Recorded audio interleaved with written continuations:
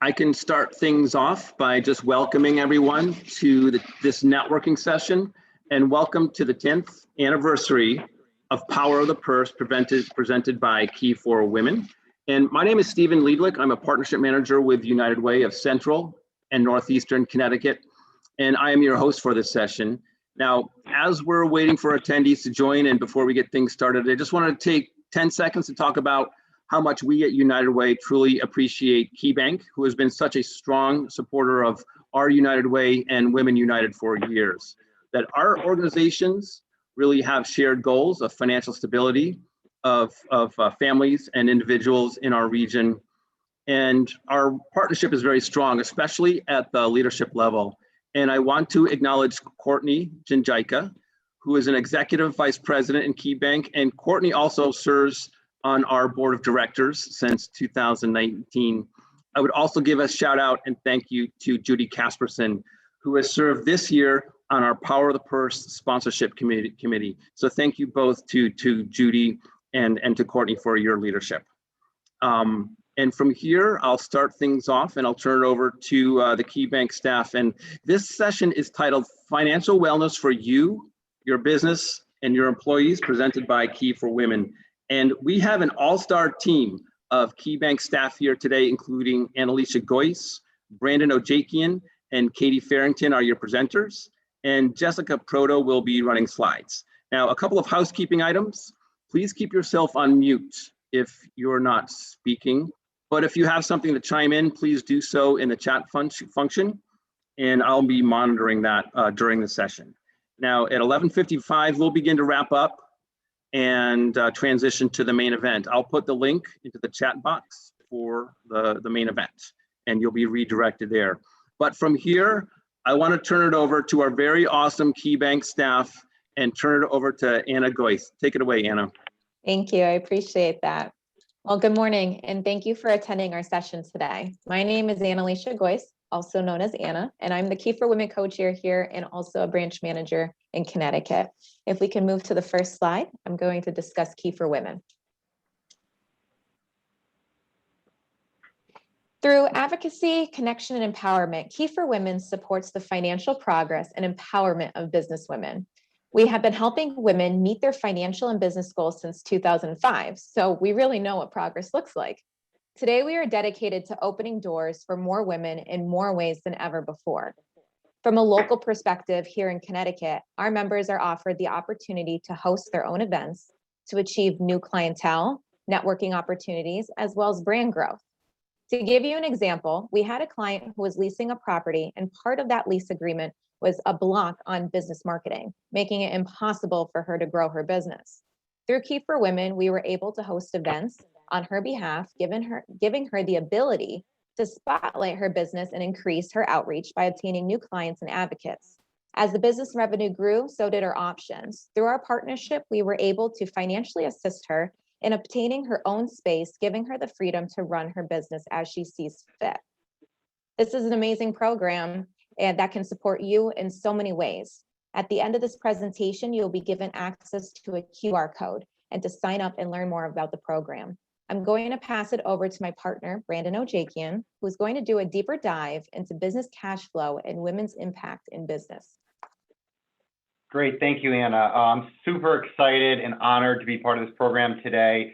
I'm going to give you a brief overview of the business life cycle, cash flow cycle, and some solutions that we provide at Key that help you meet all of those different things. So I wanted to touch on a couple of statistics on women in business, and you can see that there's a lot here. There's just a couple that I want to bring your attention to.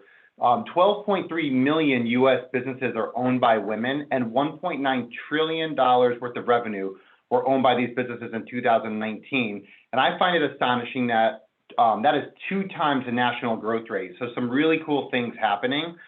If we go to the next slide and we take a look at just your stages of the business life cycle, right? You can see from start to finish each stage. And so the idea stage, that is basically the beginning. That is like you're driving down the street, you see a mailbox and you see people in the road getting their mail, and you're like, hey, I wish that there was a door on the other side of the mailbox so that people wouldn't have to go in the road.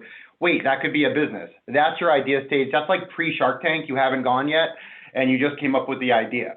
And then you move on into the startup stage. So in the startup stage, you started to make changes to the products and services based on feedback from initial clients. So you've introduced the product, you've maybe gotten a panel together, and they've given you some feedback. And so you're changing a little bit of how you're going to release the product because of the feedback that you've received. And so that's when you're in that startup stage. And then once you've established, you move to the growth stage. So this is a new business, adding customers, and then competition is starting to surface. And so I'll give you an example of that. I work in Cheshire, Connecticut. There is a new steakhouse that opened down the street called Bone-In Prime. They opened the doors, they had a bunch of buzz in town, and people are going like crazy. They are packed every night. And so the restaurants around town are starting to see that they're losing some business to this new restaurant. So they're starting to come up with new specials that kind of mirror some of the products the steakhouse has. They're starting to do some deals so that people will go for a cheaper price.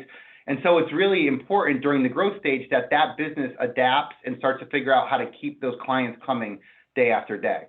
And so once they've done that, they'll move a little bit to the established stage. And so when I think of the established stage, that is when you have loyal clients and those clients promote you to others. And so my mother started her own business in the 90s doing painting and wallpapering. And when she was in her growth stage, she had to call people, she had to put her name out there and then go on appointments and book business. A lot of times my mom would walk in the door, her name is Jackie, they would assume she was a man coming to do painting and wallpapering, and then surprise, my mom shows up, and then she would get the business. But years later, she didn't have to do any of that anymore. She had done such a good job in town growing her name that now her clients were pushing her name out to other clients. And so she was booking herself out 6 months in advance because she was doing such a good job. That was the established stage, okay? When you get past that, you move to the expansion stage. So this is when you enter new markets and find new clients. So think of Pepe's Pizza. Pepe's Pizza, a staple in New Haven for 100 years. Everybody says the secret to their pizza is the old oven. They challenged that by opening locations all throughout Connecticut. So now you're at the casino, you can get Pepe's Pizza. You're at Waterbury, you're in Fairfield, doesn't matter where you go, you can have their pizza. And so you have new clients experiencing the same product. The decline stage happens to a lot of businesses. A lot of businesses can't survive forever. And so social, technological changes will now affect the business. And so we always use Blockbuster as the example here because Blockbuster had that market for video rentals, right?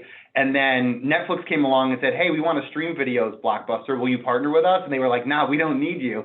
And what happened is like, there's no more Blockbuster.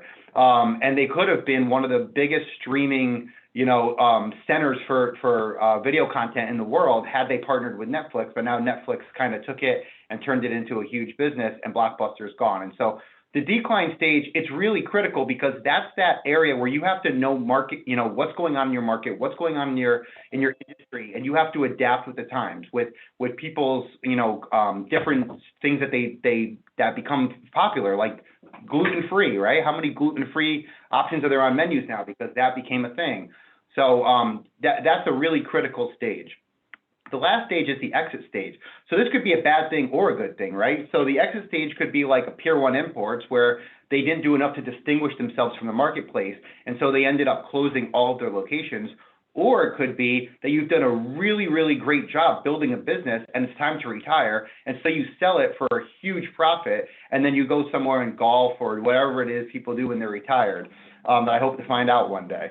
And so those are the stages of the life cycle, and then the business life cycle. If you go to the next slide, you can see a cash flow cycle. Thank you, business cash flow cycle. And this is your day-to-day, how businesses earn money, how businesses start, and then get from that point where they're infusing cash into a business to the point where they're actually collecting money from selling a product or service. And so it starts on this pie chart with cash. And kind of an interesting statistic, I should say, is that women tend to spend more of their personal assets than men. And so this is something that we want to bring attention to because that's not always 100% necessary and things that we can provide solutions for. But it starts with an infusion of cash, and then it moves into accounts payable. And so accounts payable are expenses of things like raw materials, logistics and transportation, assembly, travel, equipment, leasing, and licensing. So those are things, again, that cash infusion will go to pay for, as well as your regular pay in the next part of the pie, which is salaries, rent, mortgage, supplies, marketing expense, inventory, and insurance, okay?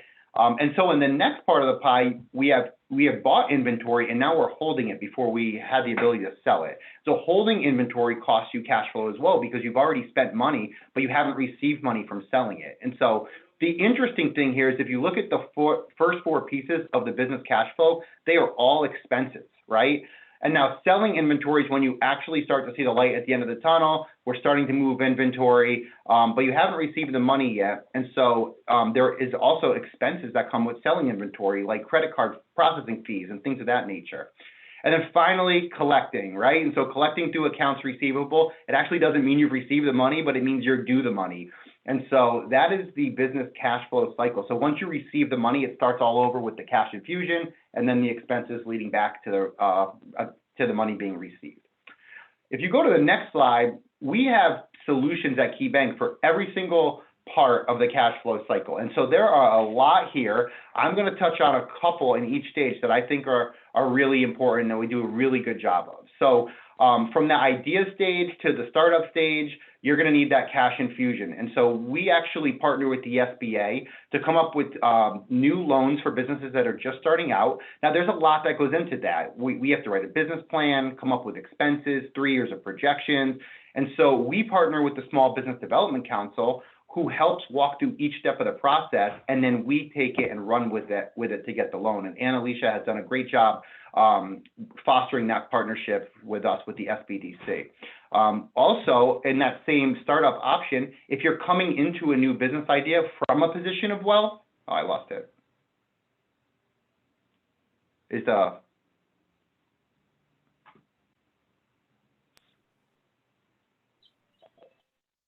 Are you guys still there? I don't see the chart. All right. Can you guys hear me? Yeah, we hear you, Brandon. Cool. Yep. All right, I'll go off of the computer. If you come into a business from the position of wealth, then we have key investment in private banking solutions so they can help like move your money around in a way that helps you then put that cash infusion into the business. For the next stage, we have accounts payable. We have key to purchase card, which is something I highlighted. The key to purchase card will give your employees credit cards for expenses so that you don't have to manage it through one card or give an employee a card or things like that. In the pay area, we have short-term responsive lines of credit. So that is really good for a business that needs a short-term cash infusion that they're going to pay back when they collect their receivables. I'll give you an example of that really quick. I work with a production company. They do music videos. They pay the cost up front and then with their line of credit, and then they pay the line of credit off immediately when they get paid after the production of the video was done. So it's a really good option for that. We also have commercial mortgages, and we are one of the best in the country with our commercial mortgages because we can lock a rate up to 20 years, and a lot of banks will do a 5-year lock and then do a balloon payment after it. And so with this low rate environment, that's a really good win, getting into a commercial mortgage for 20 years with a rate lock. For selling inventory, we have merchant services, which is our credit card processing. It's very, very good, and we have in-house advisors. And so that's just a different way to collect money that people find convenient. For holding inventory, we're talking about our Key for Women program. If you're holding inventory and you're having a hard time moving it, we can hold an event that highlights your product to help you start moving inventory and getting your name out there. So I really wanted to highlight the Key for Women program because it's phenomenal and it's unique. For collecting accounts receivable, we have Key Cash Flow, which helps you invoice to receive your payment in a quick and expedient manner. And then one of my favorite programs in the whole world is our Human Capital Management Solutions program through Key at Work. And our Key at Work program is a free benefit for an employer to give to their employees. And we have an awesome rep. Her name is Katie Farrington, and I'm going to pass it over to her to speak about that program. Excellent. Thank you so much, Brandon. Absolutely appreciate it. And good morning still to everyone. We do have a short period of time, so I'm going to do a couple bit of summary and we're going to jump over to kind of the successes. So Key at Work is a really unique program that, as Brendan said, is meant to help you manage your human capital strategy. So specifically, how do you empower, inspire, and really engage your employees through financial wellness? So as we go through the slides, you'll have a little QR code that you can scan and you'll be able to pop onto my page. I'm going to actually summarize most of our slides in one slide, just simply, again, to keep time together. So if we could slide all the way to the 4 pillars, that would be great. So when we mention the word financial wellness, it's critically important to understand that while financial wellness has a general definition of feeling confident in making any financial decision that you or your employees are making, that journey is going to look different for every one of your employees, including yourself. And so a good program is going to be able to give that customized conversation to each of your employees. Now, let's be honest, the pandemic has changed the landscape of everything we do with our employees, whether they're working remote or they're working in office, how we're interacting with them.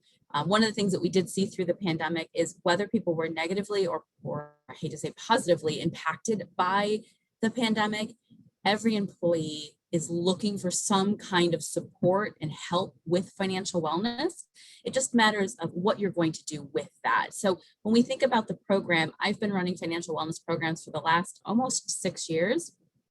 And when I think about a very successful program, there's 4 pieces that we want to talk about: one-on-one guidance, access to financial education and content, ensuring that there's a dedicated team for your employees so they're not chasing down a bank representative or a mortgage officer, and then of course access to expert advice.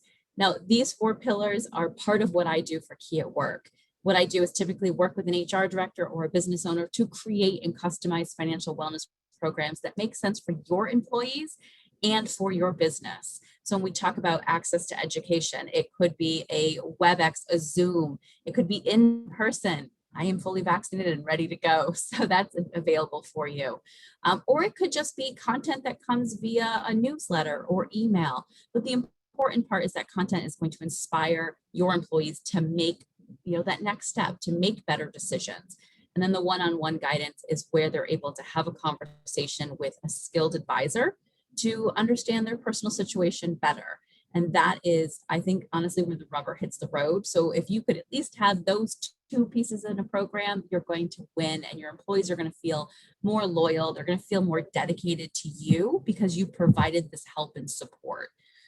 Again, I know we're running close to time, so I want to turn it to the next page and say thank you so much. And I hope that when you think about financial wellness, you think about Key at Work and Key Bank. And if you have any questions, reach out to me. Anna, I'll turn it back to you. Thank you, Katie. We're going to give you just 1 minute just to put in some chats. If you can put your questions into the chat box, we're going to have Judy and Jessica read those over. I'm going to give you just a minute to type those in. If you can see on the screen, you're going to see the QR codes that are available. Just take a picture with, hover your phone over it, and it'll bring you over to the website to give you more information on the 3 different topics that we spoke about today. Obviously, if you have any other questions or if you want to reach out to us, our contact information is on the screen as well. I'm going to turn it over to Jessica and Judy to see if we have any chats in the chat box. Guys, I did receive a question, and it's directed towards Katie mainly, but could be for everyone. It's about low engagement with employee programs. How is Key at Work a little different? Will it keep folks engaged in ways that programs that we've offered for HR haven't in the past? That is a great question, and honestly something I talk about a lot with HR directors. Typically we see low engagement in like a 401k discussion, those annual meetings. And what we have actually determined through that is that it's not meeting their immediate needs. So when we look at Key at Work, when we launch a program, I had mentioned it's customized, and specifically customized to make sure that your employees engage. So we start with surveys, we start with conversations, understand what it is that your employees are looking for. What do they want to see from this program? And then together with yourself and with the HR, we build out a program that they want. You're not going to engage in something if you don't need it. So the first step in our program is to find out what it is that your employees want and need, and then build it based on that. And that's where we found a lot of success with engagement. And to be candid, as we begin to grow these type of programs and people feel better with budgeting, feel better with their debt, they become more engaged with the other financial wellness programs that you may have in place. For example, your HSA, your 401k, the IRAs. See a lot more in enhanced engagement in that as well. So really great question. Very, very real. And thank you, Katie. I see that we do have another question. It's directed towards Brandon. Are you seeing an increase or decrease in small business loans as we enter the post-pandemic phase?